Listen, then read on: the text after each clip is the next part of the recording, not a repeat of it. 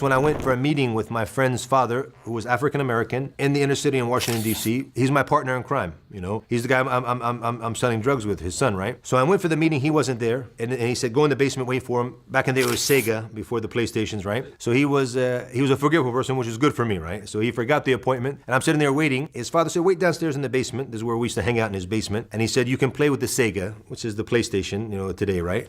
So I went downstairs, and it wasn't there. He had taken it to his mother's house. So I'm just really, bored sitting there. And as I went in, I noticed that his father was listening to the Quran. He was listening to the Quran, and Was he a Muslim? he was Muslim. His father's a Muslim, alhamdulillah. He's listening to the Quran in Arabic, and there's the English translation that comes after the Qari reads in Arabic, and he's following along in his English translation of the Quran. And don't forget, I told you what? Malcolm X. So it's in my mind, Islam. So as I'm sitting there, I remembered about Islam. I went up on the steps to start to listen. Then I went in.